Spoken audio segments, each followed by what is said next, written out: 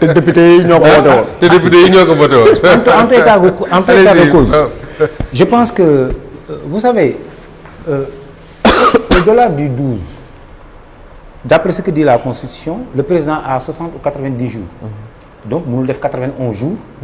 mënul def 59 jours en fait mën na def 60 ba ça dépend mais fourchette 3 mois yi daal mënu ko génn. Alors moi je pense que Moustapha pour permettre à ce régime-là de pouvoir travailler et pour ne pas lui donner d'excuses. Oui. Parce que quand même buñ ko bàyyee nii day naan ah ñoom day am nañu fi ñu jafandu. Et comme que Sénégal dañu am espoir ci ñoom am yaakaar ci ñoom bu mobiliser. voter leen dès le premier tour ak presque 60%. 54%, 55%. Mais loolu c'est inédit. C'est-à-dire que donc attentes yi bari na am na ñoo xam ne taxaw nañu ni xam ne nguur gi dafa tënku li mu tënku mooy mënul jël benn initiative parce que nag ci réew la ñu nekk te réew day dox ci ay chartes. am na loo xam ne président Diomaye mënu ko am na loo xam ne premier ministre Ousmane Sonko mënu ko tant que assemblée nationale bi mu ngi taxawoo nii loolu tamit il faut que opinion bi comprendre ko. bon maintenant bañ leen a jox lay. waaw maintenant léegi actuellement boobu ba léegi nguur gi am na lay te lay bi mu am lay bu dëgër la parce que dafa tënku lii da ko fi fekk tey mënul jënd boîte allumette parce que boîte allumette boobu voté wu ko budget la fi fekk en cours maintenant pour génn ci lii yëpp pour may leen ci lay lu dëgër mooy il faut que ñu tas assemblée nationale bi dem ci beneen élection boo xam ni ñoom bu ñu amee majorité nag ba ñëw taxaw nga xam ne actuellement nii réforme bu ñu bëgg a passé dañ ko passé boobaa nag Sénégalais yi commencé ndànk-ndànk nag. jox nañ leen lépp jox nañ leen lépp nag léegi nag liggéey leen. maintenant il faut que nous autres journalistes nous avons une mission pour accompagner non seulement les élites mais l'opinion c'est-à-dire que aujourd'hui la vérité vraie sànq dañuy wax ci réseaux sociaux yi gis nga lépp loo bëgg wax ci lu baax Walfadjri nga koy waxee mais lépp loo bëgg wax ci lu bon réseaux sociaux yi nga koy waxee donc ñun ñu nekk ci médias yi nga xam ne médias classiques ñu ñuy déglu il faut que tamit ñu aider ci mission d'éducation de conscientisation ci truc ne leen un état il faut que Sénégalais yi dellu ci benn genre compréhension dellu ci genre civisme comprendre les choses que ni aujourd'hui mënutoo jóg rek nekkat man Ousmane Sonko neexuma dama koy xeex kii neexuma dama koy xeex il faut que ñu jàngal nit ñi ne lii yoon la parce que tey y a des Sénégalais qui disent que oui journalistes yi dañuy jàppale nguur gi wala dañuy xeex nguur gi parce que ñoom boobu léegi ñu fi toog liggéeyu ñu wala liggéeyu ñu il faut ñu comprendre expliquer ñun Sénégalais yi que ne mbir yi nii la war a demee maintenant il reste entendu que booboog léegi le régime à l'avant en poupe que ni ñoom am nañu yaakaar xëy na bu ñu demee élection législative daañu am majorité bu leen ko yàlla mayee ñu taxaw nag commencer def les réformes mais gis nga réew boo ko bëggee liggéey du ci précipitation nga koy liggéey. non du ci vitesse nga koy liggéey. il faut que lan mooy dans cette lutte là. pour la prochaine assemblée dafa am lu ma la bëggoon a laaj lan moo ci war a doon taxawaayu ñaari kuréel yoo xam ne duñ Benno duñ Pastef muy taxawu Sénégal ak PDS. waaw xam nga tey boo xoolee PDS. moom ci gars yi cotisé ci suuf dama jàpp ne PDS ci la bokk. parce que dafa mel ni dafa am entente secrète entre le PDS ak Pastef. en tout cas Diomaye moo doon seen candidat. waaw Diomaye moo doon seen candidat. Et maintenant je dis vous savez on est à l'ère des compétences mais pas des compétences colorées des compétences nationales xam-xamam may na ko tey bu fekkoon tey dañu doon créer ñu ne benn cadre juridique. pour accompagner des jeunes bu ñu jëlee saa waay da nga koy kaas. Pape Moussa non. Pape Moussa amul xam-xam boobu. si mais du ma xool ni ma PDS la bokk wala PASTEF la bokk c'est une compétence nationale évidente qui est là dama koy jël donc à l'ère des compétences. dañuy teg la teinture politique fële. donc tey Karim Wade c'est un Sénégalais comme tous les autres Sénégalais qui a une compétence parce qu'il a géré des directions am na yeneen cadres yoo xam ne ñu ngi PDS donc entente boobu man je milite à ce que ñu dajee le regroupement des compétences parce que ni ko président Diomaye waxee. ak li ko premier ministre Ousmane Sonko waxee dañu jóg pour defar réew mi donc il faut que ñu accompagner leen dans cette dynamique politique maintenant ne soyez pas surpris que l'on aille vers une alliance entre Pastef et le PDS aux élections législatives. Tout est possible. Parce que je crois qu'ils ont été ensemble. Intercoalition. Ils ont Wade xam nga Wade moom c'est un cerveau politique. Il a créé dans la coalition yooyu une intercoalition bu am 26 députés.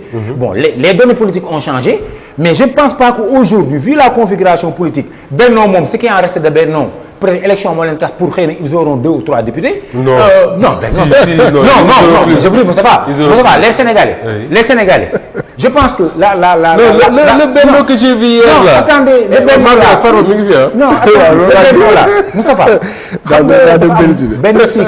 xam benn cycle Benno am nañu ay compétences yu fa nekk mais malheureusement ils sont en fin de cycle que ni plaies yi ñuy tijji dafa bare ba nga xam ni pour réconcilier maintenant avec l'opinion nationale je vous dis fii laa ko wax ci plateau bi ils auront 2 ou 3 députés parce que non ils ne vont gagner aucun 2 ou 3 députés pour non je vous dis une chose et que même je suis 2 ou 3 députés parce que vous savez pourquoi ba léegi Sénégalais yi pareeguñu xam nga dóor bi pour maintenant sama njàngat que Sénégalais yi ba léegi ñu ngi dee beneen caravage gis nga ba élection législative ñëwee booy daañu dóoraat élection locale ñëwaat daañu dóoraat li ma lay wax. yaa ngi wax la même chose que Cheikh Bara Ndiaye. non je vous dis parce que xam nga dañoo voté dañoo dóor Macky Sall mu dem na gars yi gaaw organiser les élections bala ñoo denc yet yi. non mais je vous dis que maintenant pour revenir sur la chose. rapidement s'il vous plaît pour revenir sur la chose. moi je pense que il ne faudrait pas que ñoom tamit waa PASTEF une fois au pouvoir parce qu'on dit parfois le pouvoir rend fou. que boo xasee ba toog pouvoir j'ai tous les instruments. Aujourd'hui le duo président Bassirou Diomaye Faye et le premier Ousmane Sonko sont conscients de leur popularité. Ils savent qu'aujourd'hui vraiment jusqu'à présent ils ont leur majorité.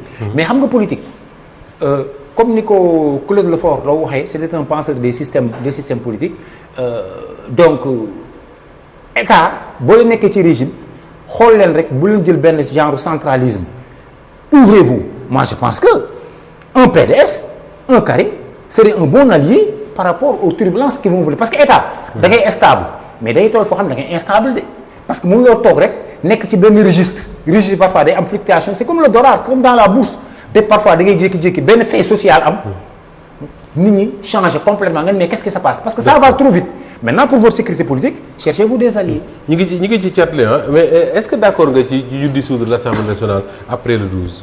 mais bien sûr il faut rapidement parce que. rapidement mais ce gouvernement doit avoir une majorité pour travailler. majorité bi amu ko. donc xoolal difficulté yi ñuy am yëpp c'est à cause de ça et le seul avantage qu'ils vont en tirer.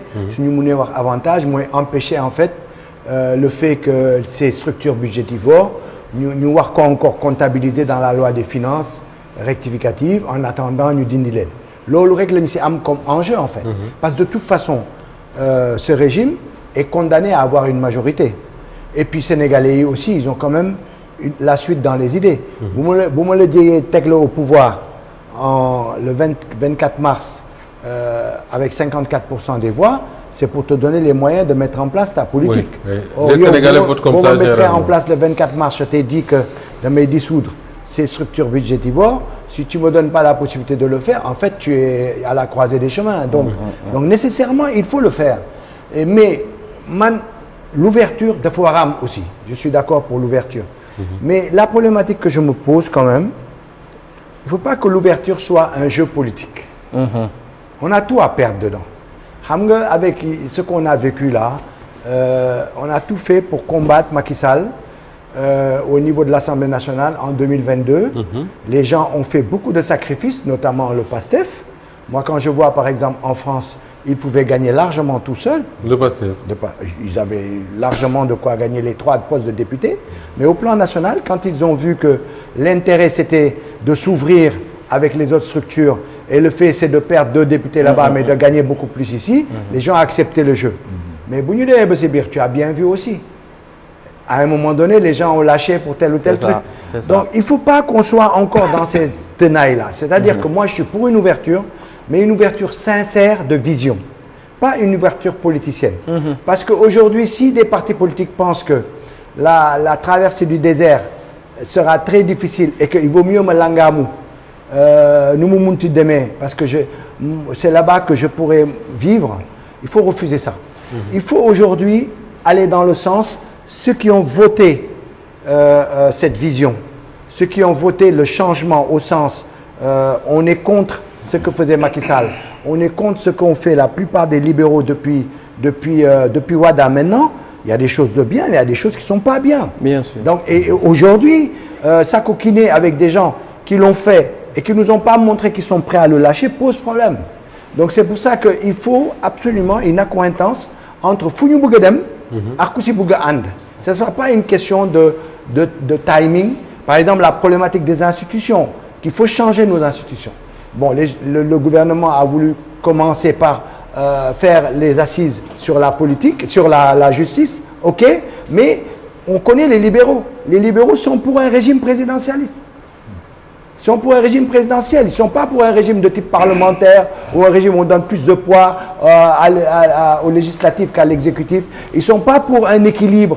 Par exemple, aujourd'hui, la plupart des gens qui défendent le fait qu'il faut laisser la structure de la magistrature aux magistrats seulement, etc.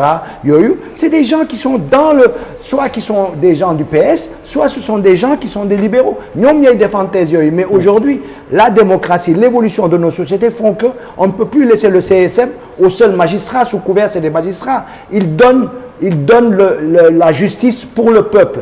Le peuple a le droit d'être présent dans ses différentes composantes dans le CSM. C'est important. Donc, les gens qui défendent un système présidentiel, pour moi, ça ne va pas avec là où on veut aller. Mais bien sûr, parce que si demain, c'est pour se retrouver bloqué, le programme, les 3/5e, parce que le danger que nous avons, moi, là, il est double. Quelle que soit la situation aujourd'hui de la suprématie du PASTEF et de la coalition Diomaye, c'est quand même un danger que de leur donner tous les moyens à l'Assemblée nationale. Une démocratie qui se respecte, c'est un danger. Parce que l'homme est ainsi fait. Doumane, dama am confiance en Diomaye, dama am confiance en Sonko, ñom duñ fi def mukk lu bon. Des institutions ne peuvent pas fonctionner sur la base d'un a priori favorable sur un homme politique. Ça doit être fondé sur des soubassements structurels. Donc de ce point de vue-là, on voit nécessairement la nécessité de s'ouvrir. Mais quand tu t'ouvres avec des gens qui vont dans la même direction que toi. Tu ne t'ouvres pas avec des gens qui, par exemple, pour eux, pensaient que notre constitution n'est pas à changer, les choses là, devenues tardées, n'en continuer liguer. Non, à ce moment-là, il y a accompagné avec le lot dans la bergerie. Il faut accompagner des gens qui vont dans la même vision. Par contre, il faut que Oubekou. Parce que Oubekou, moi, les permettre d'asseoir sur les 3/5e et sur des bases sûres ou sur l'essentiel. Sur l'essentiel, vous êtes d'accord. D'accord. Alors, est-ce que au sein de PASTEF, engagez une réflexion pour voir comment aller aux prochaines législatives qui seront certainement anticipées, Nangeni Def pour am majorité. Est-ce que ce sera le PASTEF, voilà le PASTEF avec ses alliés de Diomaye président?